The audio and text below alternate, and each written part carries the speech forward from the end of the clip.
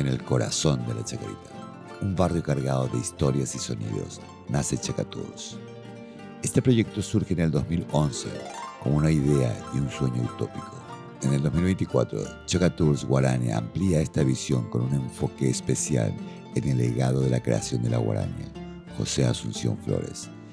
Este nuevo proyecto nace gracias a una alianza entre la Fundación Itaú, Mentu, Chaca Tours y la Fundación Arturo Pereira, uniendo esfuerzos para rescatar y compartir la memoria, la historia y la identidad de uno de los músicos más influyentes de Paraguay. A través de este recorrido se reviven los paisajes que marcaron la infancia de Flores en la Chacarita. Además, se contó con la participación de la Banda Sinfónica de la Policía, donde Flores dio sus primeros pasos como músico.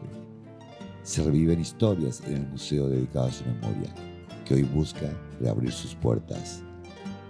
Cómo la guaraña sigue viva a través de nuevas propuestas musicales. Artistas como Pura Hey Soul interpretan este género para conectarlo al pasado con el presente para mantenerlo vigente. Además, participaron los jóvenes de Melodías de la Chacarita, una escuela que desde su fundación en el 2018 ha demostrado cómo la música puede transformar vidas. Con un equipo conformado por vecinos y artistas locales como las Galoperas, Johnny y Matías Lugo, Chaca Tours Guarania no solo cuenta una historia, sino que construyen comunidad a través de un viaje por la memoria y la música de José Asunción Flores.